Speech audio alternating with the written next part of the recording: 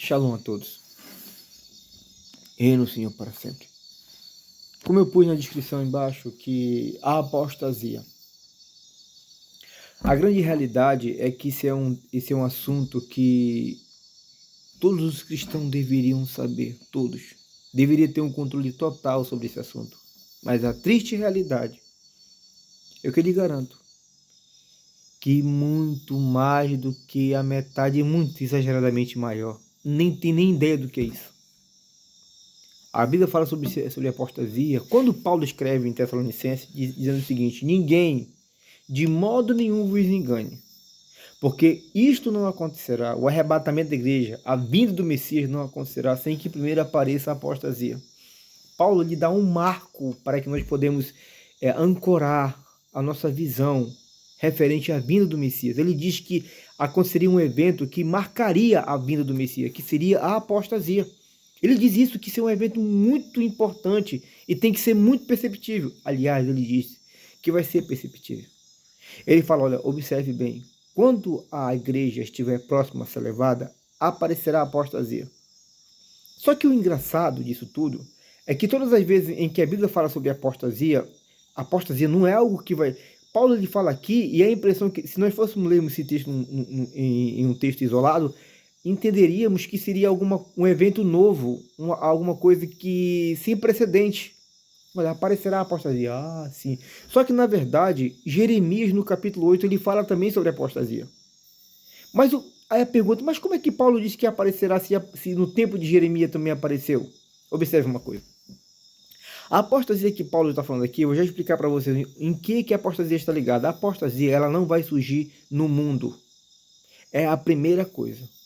A apostasia, ela vai surgir dentro da igreja. Observe uma coisa, quando Paulo começa a falar sobre a apostasia, ele fala o seguinte: ninguém, de modo nenhum, vos engane. Ele coloca primeiro o engano ligado com a apostasia. Quando Jeremias fala no capítulo 8 sobre que o povo judeu estava na apostasia, ele fala, eu vou já marcar para vocês aqui, Jeremias 8:5, ele fala exatamente a mesma coisa que Paulo diz para os judeus. O Jeremias fala que o povo vivia em apostasia e vivia em contínuo engano. Ele fala a mesma coisa. A apostasia, ela vai estar sempre ligada com o engano. Quando alguém está sendo enganada, quando nós somos enganados em algum momento da nossa vida, no momento do engano não é perceptível, ninguém consegue enxergar isso. Eu estava tentando buscar pelo dicionário alguma coisa sobre engano, mas eu queria ter uma resposta mais própria para isso. Eu tive um entendimento que o engano nada mais é do que alguém falsificando uma verdade. Em termos coloquiais, é alguém falsificando uma verdade.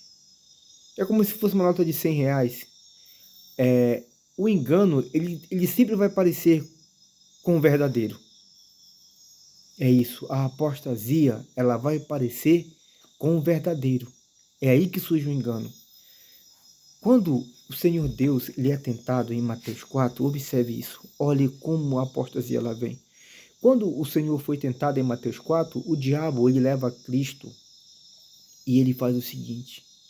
Em Mateus 4, ele faz 3 propostas para Cristo, mas uma das propostas é o seguinte.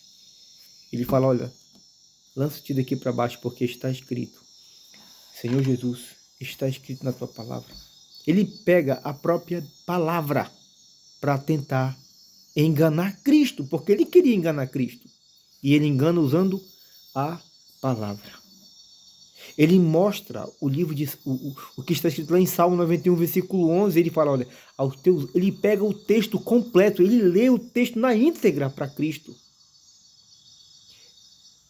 A apostasia nada mais é do que a palavra de Deus, a verdade, o verdadeiro forjado, falsificado. É isso.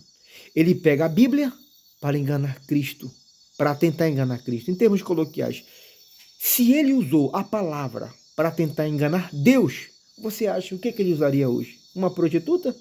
Não, ele vai usar a Bíblia para enganar os cristãos. É exatamente isso.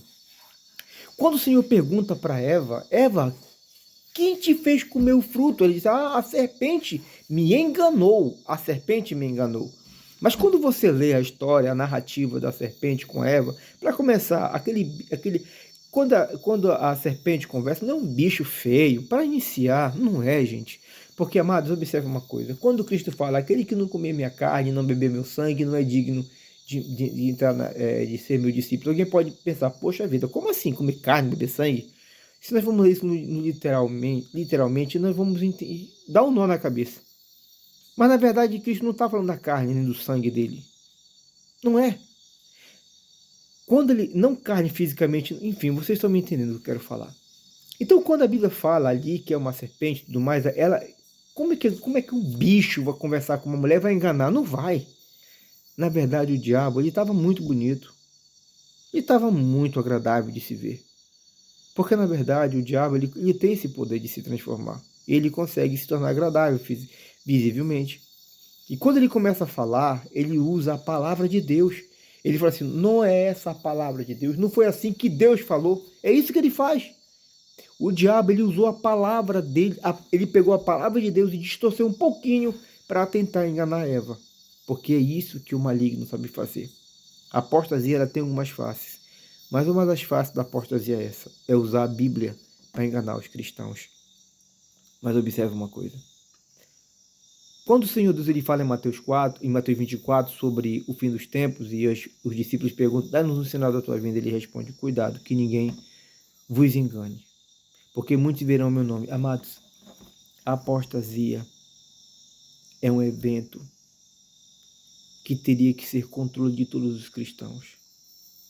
Mas observe uma coisa.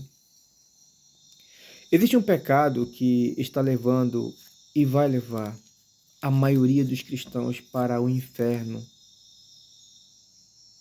ou na melhor das hipóteses, que eu acho bem difícil, um cristão passar na grande tribulação, eu acho muito difícil. Eu creio isso vai ser só para os judeus, está lá em Isaías 19. Assim como os judeus hoje são difíceis de ser salvos pelo Evangelho da Graça, lá vai ser o contrário, o Senhor vai mudar o quadro. Os judeus vão ser salvos na grande tribulação, enfim, isso é um outro assunto.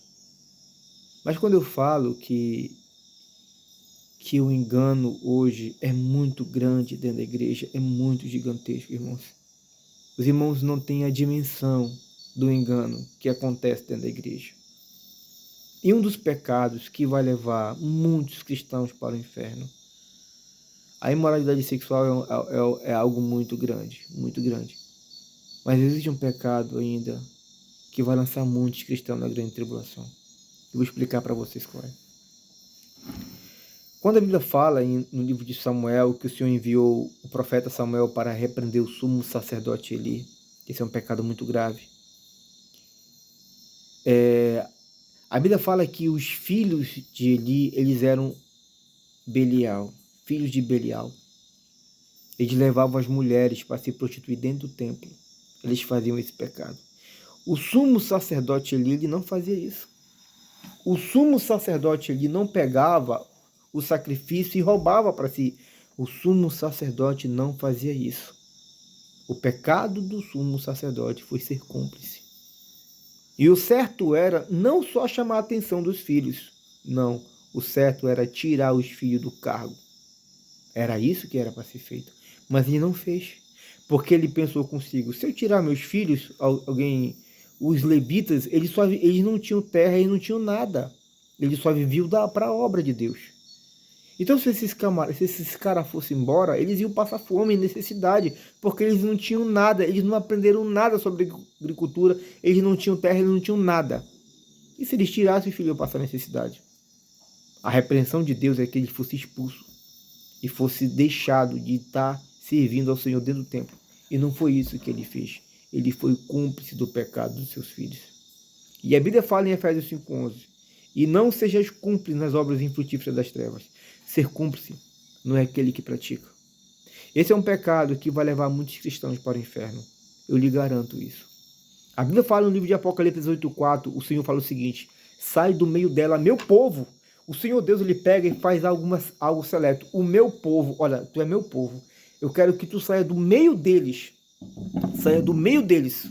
para que tu não sejas cúmplice, meu povo. O Senhor é seleto quando ele fala isso. Ele diz que ele quer que o povo dele saia do meio deles, para não ser cúmplices. Os cristãos, hoje eu converso com os cristãos, ele disse, não, pastor, sim, nós estamos fazendo o seguinte, lá é com ele e Deus, sabe? É com o pastor e Deus, eu não posso falar sobre isso. Eu lhe pergunto uma coisa, você acha que os apóstolos pensavam isso? Não, é com os fariseus e Deus, sabe? É com os judeus e Deus, ninguém vai se meter, vamos fazer nosso culto aqui escondido mesmo, ninguém vai repreender o pecado. Tu acha que os apóstolos pensavam isso, ou os profetas pensavam isso? Não. Era por isso que eles eram perseguidos.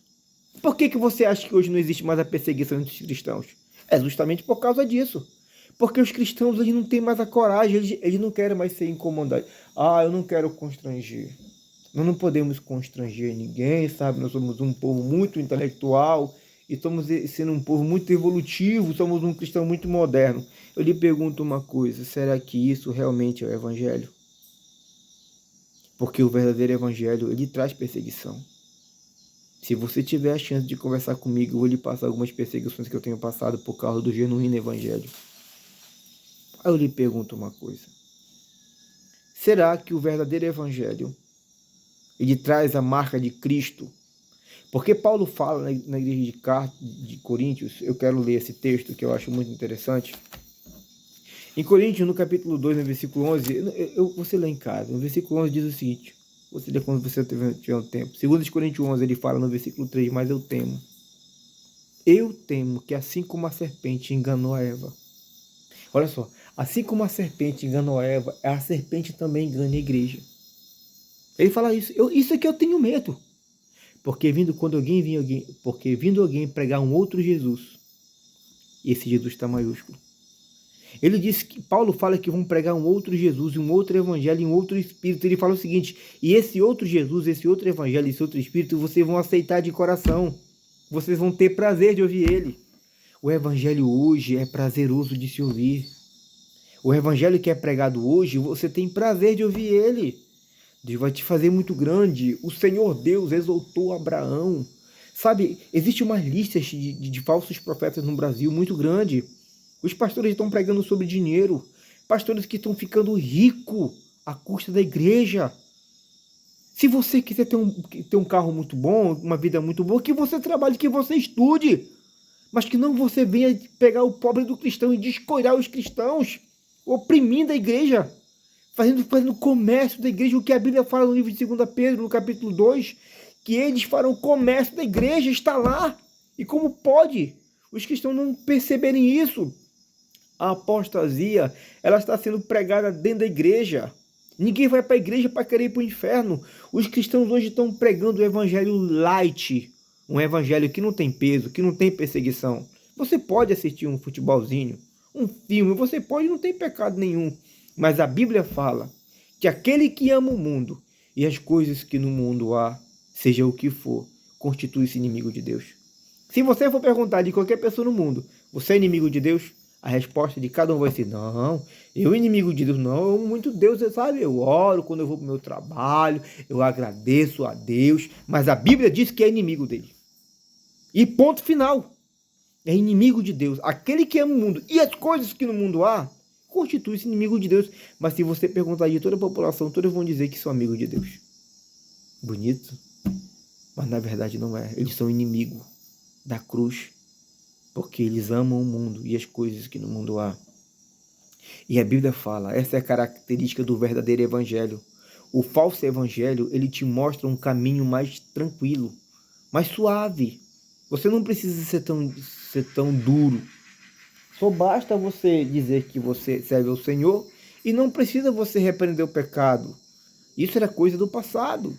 Hoje em dia não. Mas será que isso realmente é o que diz as Escrituras? Não. A Bíblia fala que Deus é o mesmo ontem. Ele é o mesmo de hoje. Ele é o mesmo de sempre. Ele não vai mudar.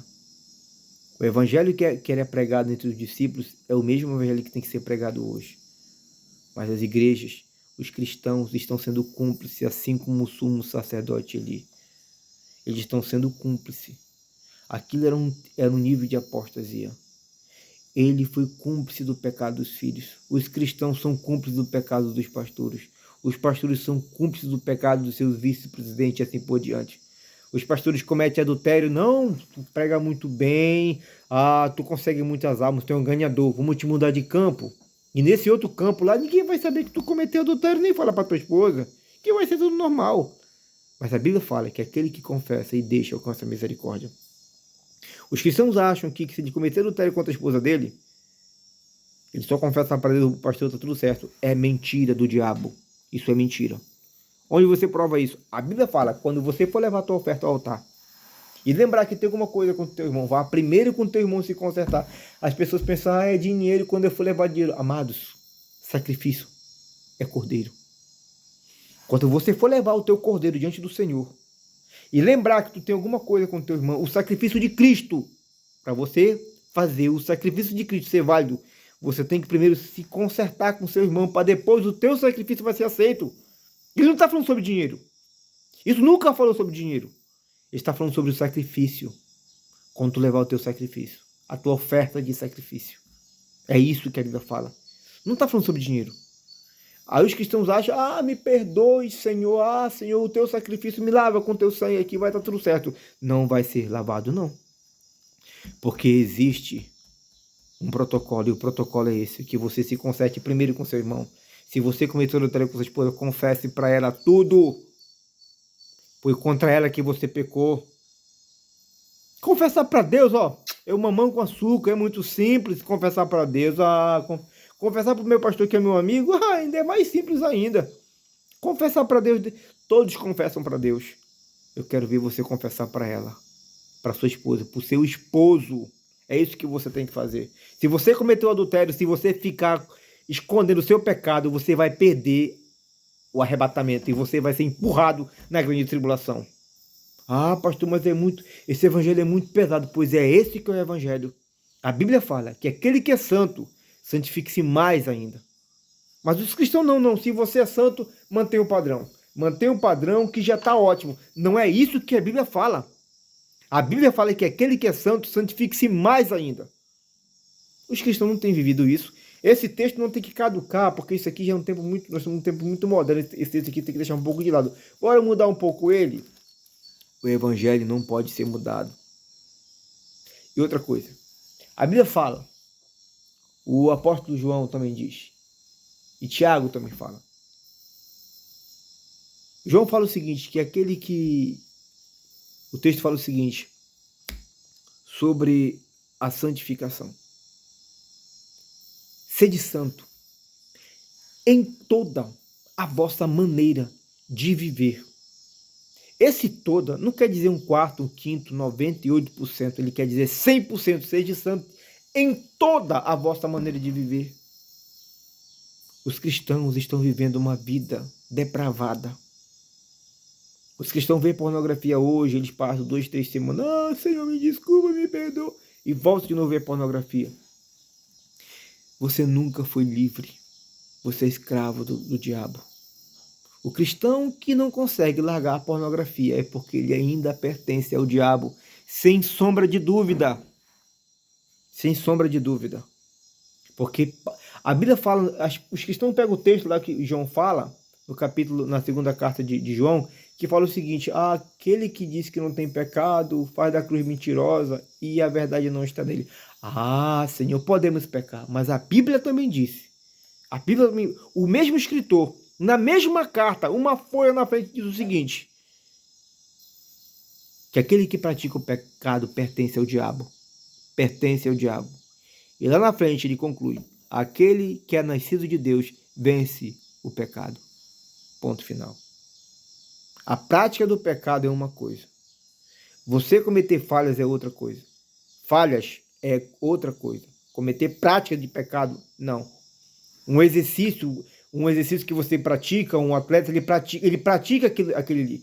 Aí o cristão comete esse pecado, semana que vem pratica de novo, pratica. Não, isso não. A falha que o cristão tem que cometer, eu sempre cito alguns exemplos da minha vida, como por exemplo, às vezes nós chegamos atrasados no trabalho por um incidente, ou abatemos um carro, alguma coisa, isso são falhas, mas são falhas involuntárias. Mas dizer que eu cometi um adultério ano passado e esse ano eu cometi de novo porque foi fraqueza, você é escravo do pecado. Você pertence ao diabo sem medo de errar. Porque o cristão que é nascido de novo, ele vence o pecado. Quando Davi cometeu adultério, a Bíblia fala no livro de Salmo 51 que ele pediu um novo coração para Deus. Ele se humilhou diante do Senhor e mudou a vida dele. Daquele dia em diante ele foi uma nova pessoa. Ele nunca mais cometeu o mesmo pecado. Ele cometeu uma única vez e acabou. Os cristãos não cometem todo ano. Todo ano, de 6 em 6 meses, comete pecado e estão cometendo.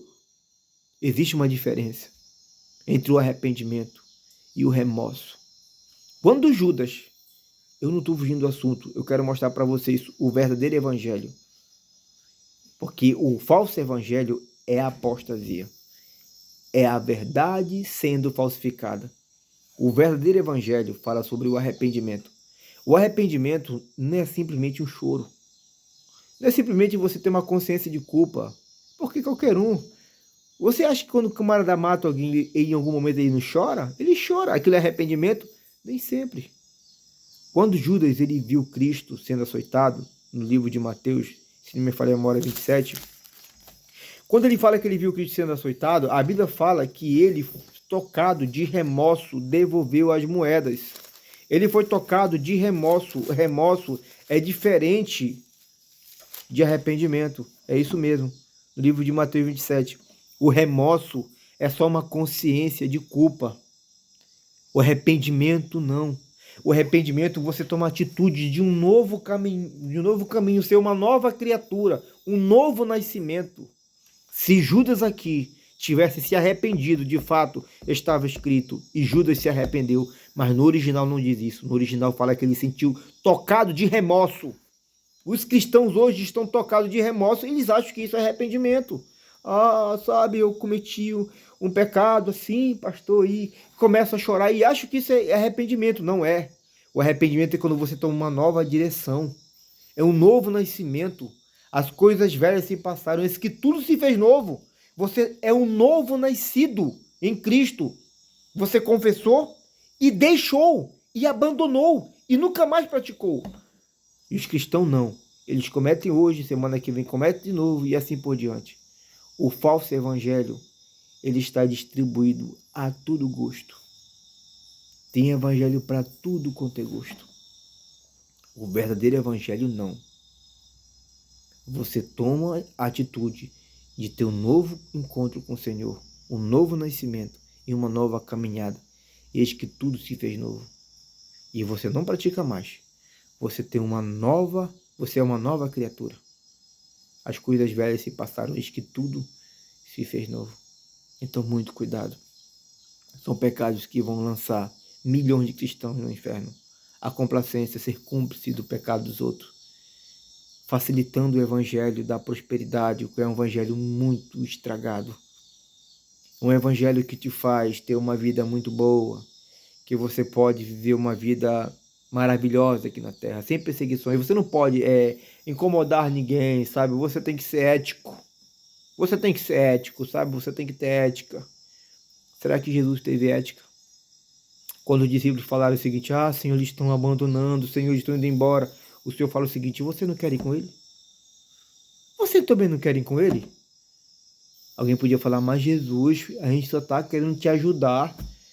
Alguém podia dizer, meu Deus, que rabi estúpido e grosso. Os discípulos queriam ajudar ele e ele manda os discípulos embora. Que homem ignorante. Não. Contra a apostasia não tem dosagem. Ele tem que ser arrancado imediatamente. Ninguém pode brincar com o pecado. O pecado é algo tóxico. É a separação total do homem. A única coisa que pode te levar a viver uma vida separada de Deus, do mundo para com Deus, é o arrependimento genuíno. O arrependimento genuíno, não remorso.